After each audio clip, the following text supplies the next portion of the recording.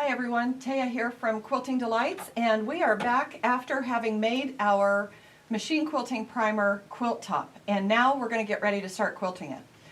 We have sent you the designs for the 9 interior blocks, and that's what you have printed off. And if you have a light box like this Caterpillar Glow, this is our favorite brand of light board. It is either 12 by 16.5, or you can pick up the larger one, which is 16.5 by 24, or 16.5 by 24. It's double the size of the little one. And we love these boards because they give you 4 levels of lighting. They have a cutting mat that goes with it, that comes with it. They're super thin. They're only about 1/4 inch thin. You can slide it right up underneath your quilt top, set your paper on there, put your quilt top on top of that, and you can trace off your individual blocks. Now I want to talk about marking tools for just a second, because this quilt has both light background and dark sashing and borders. And the friction pens work really great on the light background, and that's what I like to use, is the friction pen. But you can't really see when you're quilting if you are marking the sashing, the darker fabrics, with a friction pen. It's harder to see when you get to your sewing machine. So it's my suggestion that you always have on hand a marking tool for marking lighter fabrics. But then we have Soluble pencils. This is a chalk-based pencil that comes in these Soluble pens. And what's great about it is you can see it so much easier, and I'll show you that in just a second. You can see it so much easier, and it just wipes off with a damp cloth when you're done. But it doesn't rub off in the process of quilting like a chalk liner will. So that's what I would have you consider for marking tools, is a light marking tool for the sashing and the borders, and a dark marking tool for the blocks. Now, both of these Soluble pencils have light and dark. So if you're not fond of the friction pen, you can still get your light and dark markings with this particular pen. You can also use the blue Bowen pens, the water-soluble pens, on the lighter background, but they don't show up well on the dark. So one of the things you want in your roadmap of tools, and how you're going to do this, is to make sure that you've got the right marking tools for both a light background and a dark background. Okay. Now, we talked about preparing this and getting it ready to quilt, but I really want to make sure that you understand the process of getting these marked before we layer them and get ready to quilt. So what I did was I marked each one of my blocks individually, and then we started looking at what did we want to do with the sashing, and what did we want to do with the borders. So I'm going to give you some thoughts, some of my thoughts, and I'll show you what we did to get this all ready to go. One of the things that I would encourage you to do is get some kind of graph paper that allows you to actually draw out what it is you're going to do. So this graph paper is put out by Sew Steady, and we have it available on our website. It comes with a marking pen, and also the stitching line discs that get you 1/4 inch away from the ruler. So if anybody has an interest in these, the sheets are fabulous, and they're very large, so you can do a lot of planning on here. But I would suggest that you have this, and then you can draw your quilt out on it, and then you can start playing with ideas, and that's exactly how we put ours together. The other thing that I would encourage you to do, and we do not have these are available at your local art store or office supply store. And this one in particular, let me put it up against a white background. These can be found in the architectural tool area. Believe it or not, it's just a way to mark different things when architects are drawing space. And we have found that having the hexagons, squares, and circles, and the arc, as well as all these different size circles, makes all the difference in the world when we're doing our design work for the borders and the sashing, and you'll see that here in just a little bit. Okay, so you want those. And then you also want to make sure that you're actually drawing with the rulers that you're going to be using. So in this situation where we are marking the borders and the sashing, I am using my So Kind of Wonderful, the large Curve It, QCR Curve It.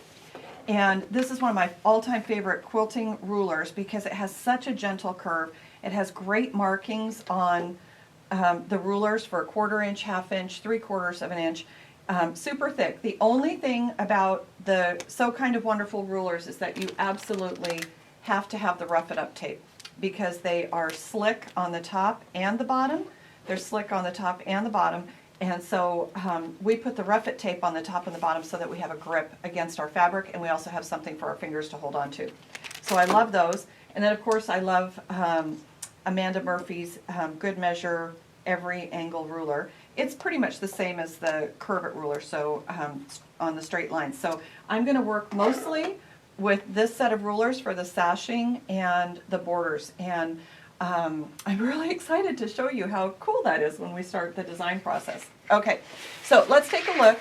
We wanted to do something interesting and different in the sashing, and so we started looking at different ideas. Now I will tell you, I spend more time than I should on Pinterest and on Instagram looking for inspiration from other quilters, and it is amazing what I have seen, what I've found, and how fun it is to implement some of these ideas, some of these design ideas in our quilt. You're going to love what we did here. And we will make sure that this week we get out to you some PDF files that you can download and print off to actually physically show you what these designs look like on paper, so you can have a better idea of how to transfer them to your quilt. We have over 700 quilters joining us for this machine quilting primer, and I am very excited. I've had great suggestions from all of you. I've had great ideas from all of you. I've had an opportunity to answer a lot of questions and make you feel better about the quilting process, and I'm just excited to see what you're going to do with this. Okay, so on the sashing, let's talk about the sashing for a second. We thought that we would make it kind of like a maze. So in other words, it's not all coming together in the middle, and we're not doing straight, even lines all the way around. We actually start, let me figure out where we start. This one right here. So we started here, we went around, and in the center here, our lines actually turn. So they actually turn. And they come down around here, and then they go straight up the other side and around, and then they come down and go over. And so we did 3 lines. So this is a 2-inch sashing. So we did 3 lines that are 1/2 inch apart all the way around, and we just played with it, and we just made it like a maze. So there are places like right here, this piece, this particular section right here goes from side to side and stops right here, where this one goes down and over and then down and over and down. So we just wanted to create some visual interest. And so what happens when you do, when you're quilting, is a quilt like this can get very boring very fast if you don't do what I would call dramatize the quilting. So that's why we did this maze effect, because it draws people's eye to different places on the quilt, and then it stops and they have to go and look for another place for it to start. So the sashing strips are awesome. Those are going to be really fun. And I was trying to think of how to explain why you wouldn't want to use a walking foot or just sew this, because I know occasionally I'm tempted to just toss it in my sewing machine and sew it with a walking foot or sew it with a regular foot. But what happens is the pressure of the feed dogs and the foot on the top, whether it's a walking foot or a regular foot, causes a drag on the fabric. So just to give you an example, I stitched a corner up with a walking foot, and I want you to notice how it buckled. It pulls and buckles, and it actually pulled in on the side and pulled in on the side. And yes, I'm going to have to pick this out, but I was willing to sacrifice that for you all as quilters because I don't want you to shortcut the process that we're doing here. Now what's interesting is when I take this out and I use my stitch regulator, which you'll see in the next episode that we're filming. Today's all about getting your quilt top marked and ready to quilt, and then our next session is going to be all about using the stitch regulator and the rulers. But when I actually use the stitch regulator, none of this drag is there. It doesn't pull it in. You don't get the fabric buckling like it did here, so I'm excited to show that to you. But I wanted to just give you a heads up. If you don't want to do a lot of picking out of quilting, don't shortcut the system in the process and try doing the straight quilting with your walking foot or with a regular foot. So we're going to stick with the program here and just use our stitch regulator for either free motion or ruler work. All right. One of the things I want to share with you too is this new style of fill that it's not a new style, it's new to me, and it's called matchstick quilting, and that's what we're going to do in all of these little squares. So I have drawn them so that you can see what they look like here. I have drawn them, and it is literally just going back and forth. Now the great part, and you could look at me and say, why would I draw those? I'm just going to quilt those. Well, you can. I'm just not that good first off, and so I like to draw them because it gives me the memory in my hand of how to space them apart. These are spaced about 1/4 of an inch apart, and they're about 1/8 of an inch off the edge. So in other words, you don't go all the way to the seam. It's a fill, and that fill is going to be in every square between the lighter colored squares. All right, so that's a free motion. That's not a ruler, that's a free motion. So we're going to get some free motion practice in here too. We're also going to do our circles free motion. Now this is where using your architectural, what do you call these? Templates, I guess. Yeah, it says right there, professional template. Using your template to get these drawn is how I can more easily do them free motion because I've got a pattern to follow. I wouldn't do these with a ruler. I can get them almost perfect doing them free motion as long as I have them drawn. So again, having the circles drawn and having your pattern down keeps your focus on the actual quilting, not on the design. Now, one thing to notice here is that we alternated our circles. I call these deviled eggs. I don't know what their actual pattern name is, but I like it when you have two circles that touch at one side.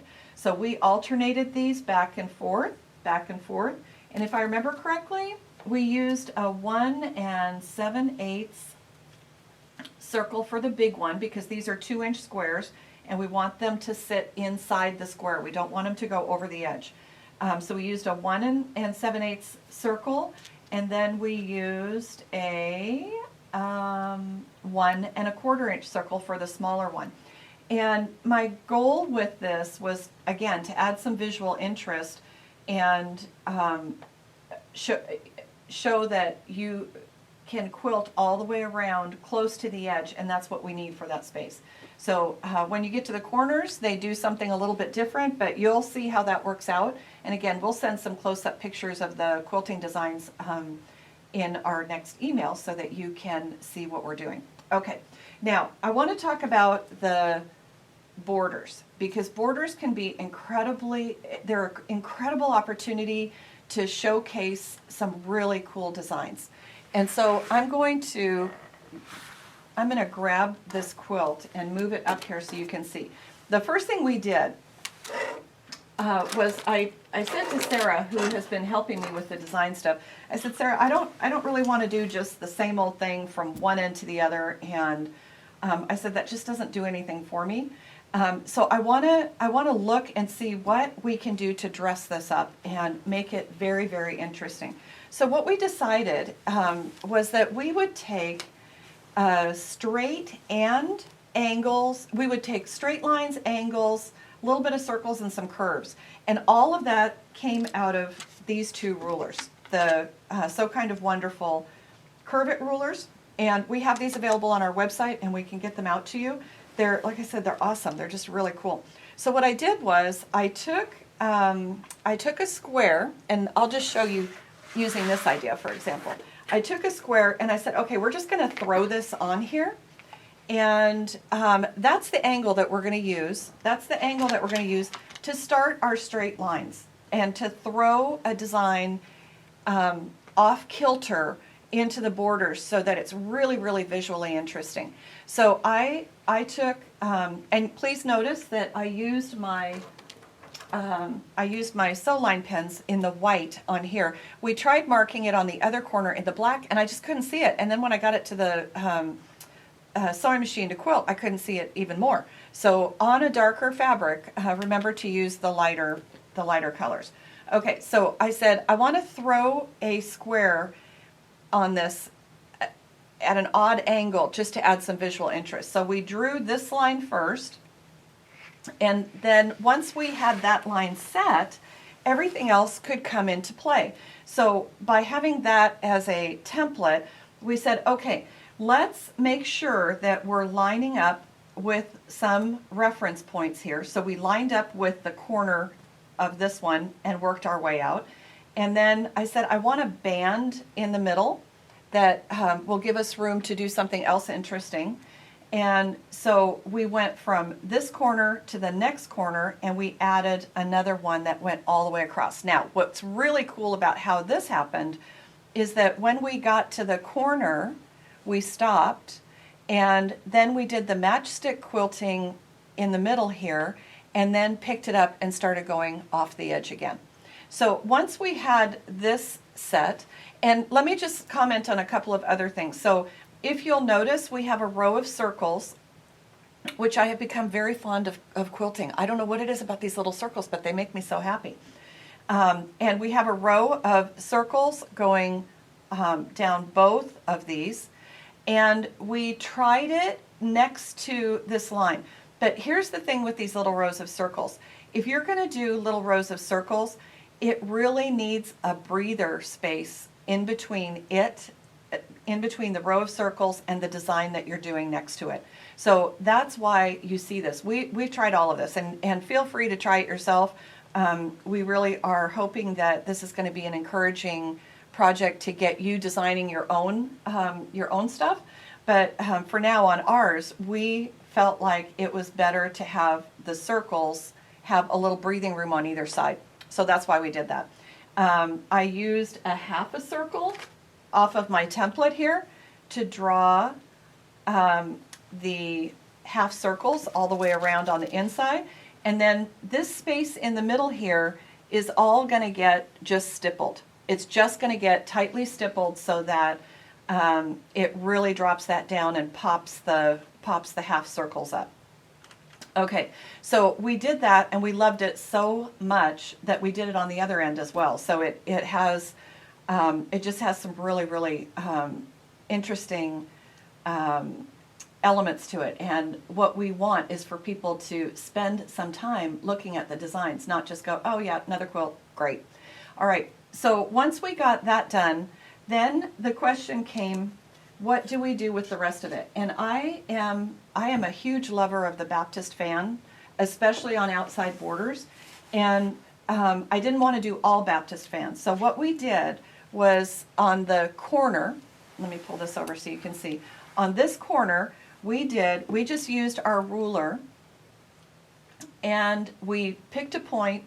So on this particular case, we picked one of these points, and we just started drawing. And you rotate an inch, draw, rotate an inch, draw, rotate an inch, draw, rotate an inch, draw. And we're going to quilt it exactly the same way. So we're going to start on one end, and we will quilt, and then we'll go down the line, quilt, over, quilt, down the line, quilt, over, quilt. And now we don't have to go down any lines because we're just coming to the point. And that's how this is going to go. It'll rotate all the way around, and that will finish out the corner. So we like the spin on this. It has a Baptist fan flavor, but it has a spin. So again, it adds a little bit more visual interest. We did the same thing in this triangle that was created. We did a spin, and then we did a spin off of the center point on the side here. And that spin goes all the way around. All right, once we get to that, we can just start filling. So and that's how we're going to quilt it too. We're going to go down, over, up, over, down, over, up, over, down, over, up, all the way around. But on this, once we get done with the first spin, then this is more like a Baptist fan in that it's spaced apart. We're not coming to a spiral point. So you go out as far as you want to, and then you start coming back the other way and you go out a little bit, and then you go a different direction, and you're just going to fill. I think Sarah and I had done, let's see, 1, 2, 3, 4, 5, 6, 7, 8, 9, 10, 11, 12, 13, 1, 2, 3, 4, 5, 6, 7, 8, 9, 10, 11. So she did between 10 and 14 Baptist fan rays, we'll just call them Baptist fan rays, and then she would switch directions and go the other way. But it's all done using this curve it ruler. If she's on an outside curve, she's doing this one. On an inside curve with the spin, she's using the inside curve here. So both of these, since they're exactly the same curve, you can, when you're doing the actual quilting process, you can use one or the other depending on where you need to be. Okay, once we have everything marked, then what I want you to do is to get your batting and your backing. Mine is all set, and we are going to use 505 spray. And what I do, if you don't have a large surface, or you don't have, you can't do this with shag carpet. You have to have a low, like a Berber carpet or a commercial carpet.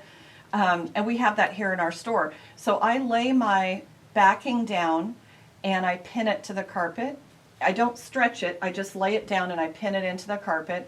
I lay my batting down and then I put my top on. I will fold back the batting and the top and only spray the batting with your 505. You'd never want to spray fabric with your 505. You want to spray the batting. So you're going to spray the back and attach it to the back of your quilt, and then you're going to fold your quilt top back and you're going to spray the batting and put the front down.